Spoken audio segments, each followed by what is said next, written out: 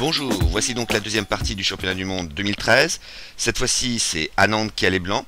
Il décide de jouer le début du pion roi. La réplique de Carlsen est immédiate. C6, ce sera donc une carocane. D4, D5, cavalier C3, développe une pièce et maintient la tension. D prend E4, le relâchement de la tension permet de solutionner plus rapidement le problème du développement du fou C8. Les blancs possèdent toutefois une occupation du centre plus consistante en raison de la présence du pion D4. Donc les blancs ici prennent le pion, fou F5, donc gagne un temps sur le cavalier, et le cavalier lui-même gagne un temps sur le fou, donc fou G6. Ici, Anand décide de jouer H4, c'est la suite la plus populaire qui permet de gagner de l'espace du côté de l'aile roi. H6, cavalier F3, E6. Alors c'est un coup naturel certes, mais qui accepte en fait l'installation d'un cavalier en E5, ce qui n'est pas du goût de tous les GMI. En fait, le coup le plus populaire ici, c'est cavalier D7. Il permet ainsi d'empêcher l'installation d'un cavalier blanc au centre. Mais Carlsen a sa propre idée sur cette ouverture. Il décide de jouer E6 et Anand relève le défi en jouant cavalier E5, car ce coup de cavalier permet de gagner un temps sur le fou. Celui-ci va se retirer en H7 afin d'éviter évidemment la dégradation de la structure de pion en cas de prise. Et les blancs poursuivent par fou D3. Voici donc un moment intéressant où les blancs persécutent à nouveau le fou. Alors pourquoi une telle chasse? En fait, pendant que les noirs s'occupent à gérer l'avenir de leur fou, eh bien ces derniers n'ont pas le temps de continuer leur développement. Les blancs comptent ainsi sur cette particularité pour assurer une initiative durable. Alors la question que l'on peut se poser, c'est pourquoi les noirs ne prennent-ils pas en D4? En fait, ils ont joué ici fou prend D3, mais que se passerait-il si dame prend D4? C'est la question que je vais vous poser. Et n'hésitez pas à cliquer sur pause pour trouver la réponse. En fait, la réfutation de ce coup est instructive. Le coup qu'il fallait envisager, c'est cavalier prend F7. Excellent coup. L'idée est primaire, mais tout à fait instructive. Si roi prend F7, vous pouvez remarquer que la dame n'est pas protégée, ce qui veut dire que le coup intermédiaire fou G6 permet tout simplement de gagner la dame noire. Donc ça, c'est déjà l'intérêt du coup cavalier prend F7. C'est d'attirer le roi. En plus, l'intérêt de ce coup, c'est qu'il attaque aussi la tour. Alors on peut regarder d'autres réponses noires, par exemple la prise directe du fou, ou alors fou B4, échec. Alors regardons directement fou prend D3. Eh bien, dans ce cas de figure, les blancs prennent la tour. Nous remarquons bien que le fou D3 est cloué. Donc les noirs aimeraient bien déclouer donc ce fou en jouant dame 5.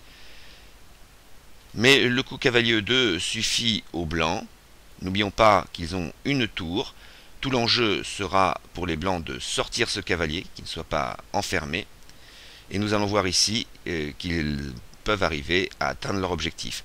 Donc si jamais fou prend E2, dame prend E2, on peut tout de suite remarquer que la dame bien sûr est en prise, mais que le cavalier aura beaucoup plus de facilité à se sortir de ce coin.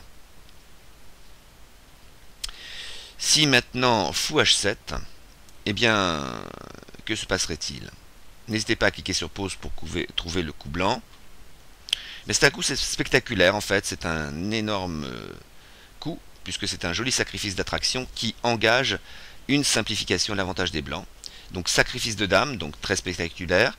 Les noirs sont obligés de prendre cette dame, et maintenant la fourchette qui permet au cavalier d'atteindre son but, c'est-à-dire de sortir de ce coin tout en récupérant la dame.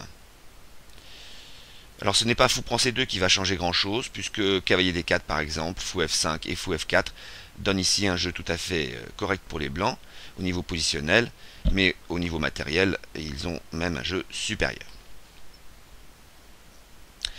Donc je reviens à la position ici avec l'idée dame prend D4. Une autre possibilité aurait été, après cavalier prend F7, de jouer fou B4 échec pour perturber un petit peu le placement des pièces blanches. Mais ici, les blancs ont à leur disposition une suite concrète, C3, donc c'est la fourchette qui va précipiter les événements. Donc deux cas de figure, soit les noirs prennent le pion C3, soit ils prennent le fou en D3. Si par exemple dame prend fou D3, eh bien la suite est concrète, c'est-à-dire dame prend dame, fou prend et cavalier prend tour. Le fou D6, enfin le fou B4 est en l'air, donc il faut le sortir. Maintenant toute la question est de savoir comment trouver une solution pour ce cavalier. H8, eh bien tout simplement cavalier H5 permet d'attaquer le pion G7. Roi F8, et ici fou F4 donne un jeu tout à fait agréable pour les blancs. N'oublions pas la possibilité pour eux d'effectuer un grand roc. Donc cette position est tout à fait agréable pour les blancs. Alors donc dame prend D3 n'est pas très intéressant. Et si fou prend C3, eh bien B prend C3, dame prend C3 échec. Dans ce cas de figure, il ne faut pas hésiter à donner le fou D3 par fou D2. Donc dame prend D3 et cavalier prend H8. Permet ici de gagner du matériel. Après cavalier F6 par exemple, dame E2, les blancs se retrouvent ici dans une position supérieure en raison de leur avantage numérique. Donc nous avons bien vu ici que la prise en D4 serait une véritable erreur de la part de Carlsen. Bien sûr, celui-ci ne s'est pas orienté vers cette solution. Il décide de prendre le fou D3 et dame prend D3 pour Anand. Voici une situation où les noirs se sont débarrassés de leur mauvais fou tout en conservant une structure de pion saine. Les blancs, quant à eux, possèdent une nette avance de développement. 3 pièces développées contre 0, c'est plutôt positif. Ils chercheront à exploiter au mieux cette avance, mais leur difficulté principale est qu'ils n'ont pas de levier immédiat à leur disposition. Nous voyons bien que le levier D5 est impossible à effectuer pour le moment. Carlsen est bien conscient de son retard de développement. Il décide immédiatement de tester le cavalier central.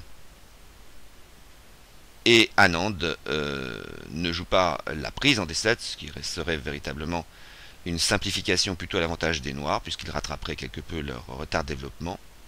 Et ces derniers se rapprocheraient donc de l'égalité.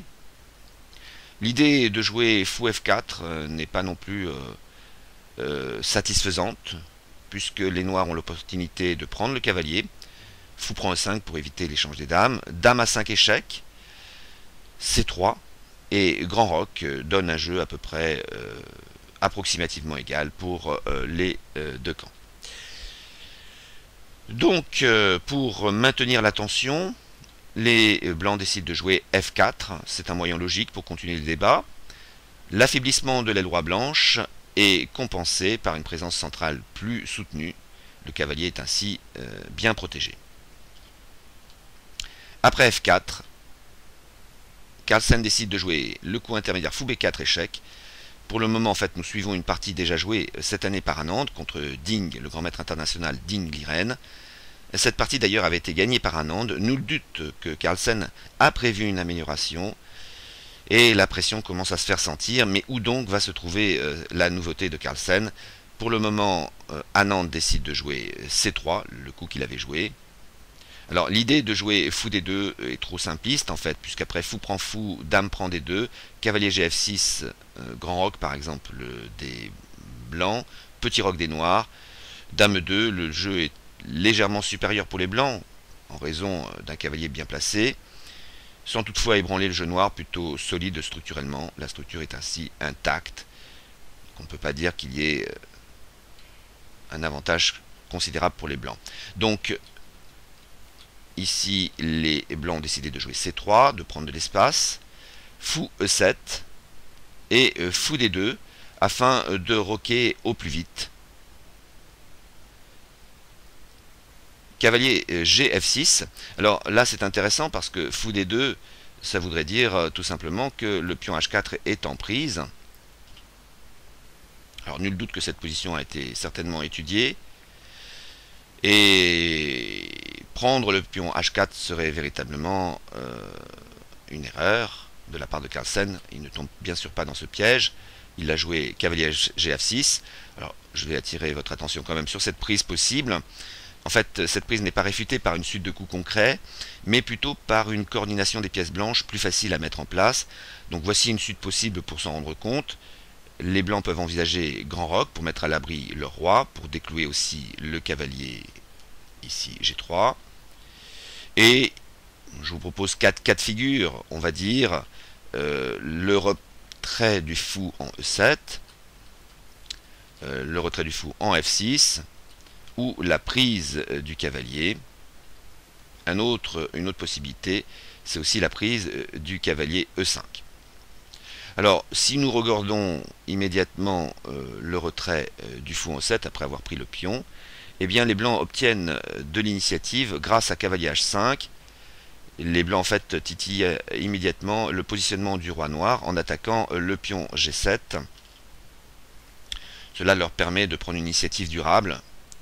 Donc après cavalier H5, on pourrait même envisager par exemple cavalier prend E5, cavalier prend G7 échec, roi F8, et là on va s'apercevoir des possibilités de la position blanche, puisque cavalier prend E6 échec, un coup qui va dévoiler tout l'affaiblissement du roi noir, F prend E6, pion prend cavalier, et là malgré la pièce de plus pour les noirs, le jeu blanc est particulièrement prometteur en raison de l'exposition très sensible du roi noir sur colonne ouverte F et G aussi. Donc l'option de prendre le pion et de se retirer n'est pas bonne. On pourrait envisager le retrait du fou en F6, mais là nous allons pouvoir voir les capacités d'attaque blanche de la manière suivante, avec dame E2, cavalier E7 pour terminer le développement, et cavalier E4 permet de viser la case D6, mais aussi et surtout de libérer le pion G. Donc après cavalier B6, pour libérer la case D6, G4, la montée des pions sur l'aile droite offre de bonnes perspectives aux blancs en milieu de jeu, donc cette manœuvre est à retenir du côté des blancs, puisque le fait qu'il y ait roc opposé permet d'activer plus facilement l'aile roi. Alors, le retrait du fou en F6 ne convient pas. Nous pouvons regarder la prise directe du cavalier G3, mais dame prend G3 permet d'obtenir du jeu sur case noire tout au long de cette colonne G, et ce ne peut être satisfaisant pour les noirs. Dans un autre cas de figure, on pourrait regarder aussi cavalier prend cavalier, mais après F prend E5, les blancs ont aussi une position tout à fait intéressante. Ils menacent le placement du cavalier en E4 pour viser la case d'ancrage D6. Alors on pourrait envisager par exemple fou prend G3, mais dame prend G3 donne aussi un jeu désagréable pour Carlsen, puisque l'attaque sur G7 le met déjà en difficulté. S'il envisage par exemple G6, tour DF1 avec un affaiblissement considérable des cases noires et une cible en plus sur F7. On pourrait envisager au lieu de fou prend G3 la sortie du fou en G5. Il y a l'avantage numérique, donc on peut proposer un échange. Mais là aussi, cavalier E4 permet de donner aux blancs une initiative durable avec la case D6 visée. Donc, nous pouvons conclure que la prise en H4 n'est pas une bonne solution pour les noirs. Ils décident de jouer cavalier GF6, donc de continuer leur développement. Les blancs jouent grand roc. Alors, pressentant peut-être l'arrivée très proche d'une nouveauté, Anand préfère bifurquer de sa partie précédente contre le grand maître international Ding. Il avait joué contre ce grand maître dame E2. Et les noirs avaient piqué C5, et la partie fut gagnée d'ailleurs par Anand. Mais Anand est méfiant, il décide donc de jouer grand roc. Il choisit de lier immédiatement ces deux tours, afin d'avoir les mains libres pour réaliser une pression durable sur le roi. Après grand roc, petit roc, donc de la part de Carlsen. C'est un moment important puisque, de l'aveu même d'Anand, ce 14e coup a quelque peu surpris Anand, en fait, qui le rend perplexe quant au choix de la stratégie adoptée. Carlsen ne réagit pas au centre comme le grand maître international Ding. Il avait joué ici C5. Il préfère jouer petit roc afin d'assurer la mise à l'abri directe du roi. En fait, il est très confiant quant à la solidité de son aile roi. Alors comment Anand va réagir face à Talaplon? N'oublions pas que nous sommes dans un cas de roc opposé, qu'il pourrait engager une attaque assez conséquente du côté de l'aile roi noir. Eh bien en fait, il décide de jouer cavalier E4. Peut-être que Dame 2 était un moyen pour lui de viser à terme la case G4 et de maintenir un combat plus intense. En fait, cavalier E4, avec le souhait légitime de libérer le pion G, pourrait être un coup dangereux, mais les noirs ont une succession de coups forcés à leur disposition qui va forcer Anand à se décider sur l'orientation véritable de la partie. N'hésitez pas à cliquer sur pause pour voir la réplique de Carlsen. Il décide de jouer cavalier prend 4 d'abord, d'attirer la dame sur la case E4, puis de supprimer le cavalier E5, F prend E5, et maintenant de jouer dame D5. Il reste, ce n'est pas tout à fait une nouveauté, ça a été déjà joué par le maître international Épure en 2010 contre Tycho Bayev. La partie fut déclarée d'ailleurs nulle. Il reste néanmoins que cette double attaque est un moment extrêmement important. Je tiens à signaler qu'il reste 1h34 de réflexion pour Anand et pour Carlsen 1h41. Donc autant dire que pour le moment ils sont très bien préparés. Mais cette double attaque est un moment clé de la partie. Anand a le choix entre échanger les dames ou poursuivre l'attaque. Alors choisir une stratégie, l'attaque, c'est-à-dire par exemple par dame G4.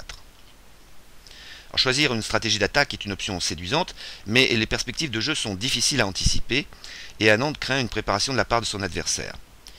Par exemple, dame G4 et les noirs peuvent envisager non pas dame prend A2, ce qui serait véritablement une erreur, après fou prend H6, les noirs sont extrêmement mal, mais par exemple roi H7. Alors dans la partie que je vous avais mentionnée du maître international Épure, les noirs avaient joué F5, mais cela cause un affaiblissement sur le roi noir. Après dame G6, il peut y avoir du contre-jeu. Le simple roi H7 est quand même suffisamment solide. Après roi B1, le jeu reste encore peu clair. Donc Anand a décidé plutôt d'attaquer le roi, d'échanger en fait les dames. Alors avec l'échange des dames, C prend D5 est logique, puisque Carlsen ouvre la colonne semi-ouverte C, avec pression sur le pion cible C3, c'est-à-dire que l'attaque de minorité est tout à fait logique ici pour ouvrir la position du côté de l'aile droit. Autant dire qu'avec l'échange des dames, le jeu devient plus difficile à percer pour les deux camps. Chacun va chercher à obtenir du jeu sur l'aile du roi adverse, en sachant très bien qu'il sera plutôt particulier, en fait difficile de percer la défense de l'autre. Alors, du côté de l'aile droit, eh bien, Anand va chercher bien sûr du contre-jeu. De quelle manière? Là aussi, n'hésitez pas à cliquer sur pause. Il va jouer H5. Alors H5 est un coup pas si évident que ça à jouer, mais l'idée est d'organiser une attaque sur la colonne G sans donner le pion à H. En fait, il veut jouer tour GH3, tour G3, avec l'attaque sur le pion H6. Les noirs jouent leur propre politique d'attaque sur l'aile roi opposée, le roc opposé. Eux aussi veulent ouvrir les lignes, comme je vous l'ai précisé tout à l'heure. Tour H3, A5, tour F1, tour AC8 et tour G3. Chacun met en place ses pièces pour l'ouverture des lignes. Les noirs souhaitent ouvrir la colonne C et les blancs avoir du jeu sur la colonne G. Donc la pression blanche est plutôt tactique, avec un positionnement des pièces excellent sur les colonnes F et G. Le jeu noir est plutôt stratégique, basé sur une attaque structurelle, attaque de minorité B4, et pression sur le pion C3. Après tour G3, les noirs répliquent par roi H7, pour éviter donc la prise en H6. Et maintenant, eh bien, Anand décide de jouer tour G F3. Il trouve une répétition de coups pour forcer la nulle. Il estime que son attaque n'est pas suffisante. En fait, c'est vrai que la position est relativement égale. Les contre-chances noires sont tout à fait honorables. Donc après tour G-F3, le roi revient en G8. Il faut dire qu'il y a une attaque sur F7 quand même. Donc roi G8. Et finalement, Anand décide de répliquer par tour G3. Et après roi H7, tour Gf3, roi G8, le combat se termine par une deuxième nulle. Il est clair que pour le moment, les deux joueurs s'observent et accumulent partie après partie des informations utiles pour la suite du match. Alors revenons sur les points principaux de cette partie. Tout d'abord, le choix d'Anand de débuter par le pion au roi. C'est une information importante. Pour le moment, la réplique de Carlsen est C6, donc il dévoile une de ses défenses principales contre 4, une défense solide, qui permet d'éviter des problèmes sur le fou C8 notamment. D4, D5, cavalier C3, donc le développement du pièce ok, D prend E4, cavalier prend E4, et immédiatement les noirs décident de s'orienter vers un jeu peut-être passif au départ, mais sain au niveau structurel, puisque le jeu se développe normalement. E6 c'est quand même une indication importante. Il accepte que les blancs puissent intervenir sur cavalier E5. Autant dire que cavalier D7 est plus tranquille par rapport à cette situation. Mais cavalier, donc E6 est joué. Donc cavalier E5, fou H7, fou D3. On a bien vu que dame prend D4 n'était pas bon. Fou prend D3, donc dame prend D3, les blancs comptent sur leur avance de développement, mais le problème de jouer le levier D5 est toujours clair. Les blancs ont des difficultés à ouvrir la position, ce qui donne un jeu solide pour Carlsen. Cavalier D7, donc F4 pour maintenir le cavalier au centre. Fou B4 pour affaiblir l'aile roi. C3, fou E7. Et là, nous avons vu que fou prend H4 n'était pas bon. Fou D2 pour préparer le grand roc au plus vite et engager une attaque sur l'aile roi très rapidement. Cavalier GF6, grand roc. Et ici, petit roc qui a surpris quelque peu Anand. Il doit choisir une stratégie. Il décide de jouer cavalier E4. Mais Carlsen a à sa disposition une suite de coups forcés qui va forcer donc justement Anand à se décider. Cavalier prend E4, dame prend E4, cavalier prend, pion prend et dame D5. Voilà le coup clé. Et Anand, au lieu de se décider pour dame G4 pour continuer l'attaque, il prend la dame D5. Et cet échange de dames va planifier en fait la position. Et les joueurs vont annuler assez rapidement cette partie. Donc après pion prend D5, le choix noir d'attaque est assez logique. Ils vont attaquer avec la structure de pion, une attaque de minorité pour ouvrir la position sur la colonne C. Les blancs quant à eux, nous allons voir comment ils vont pratiquer. Ils vont jouer sur la colonne G, pression tactique avec pion H6. Donc B5, tour H3, tour F1, voilà, tour C8, tour G3. Attaque sur le pion G7. Et maintenant, roi H7. Et Anand décide de répéter la position. Il n'a pas suffisamment de matériel à sa disposition pour mettre en difficulté la défense de Carlsen. Avec nul. La journée du 11 novembre sera un jour de repos, entre guillemets, donc sans partie, mais nul doute que les neurones vont chauffer au maximum entre les secondants et les belligérants pour chercher la clé du succès de ce championnat du monde. En tout cas, les deux parties, même si elles sont nulles, offrent des informations certainement très intéressantes pour les deux camps. Je vous remercie de votre attention et vous dis donc à bientôt pour une prochaine vidéo.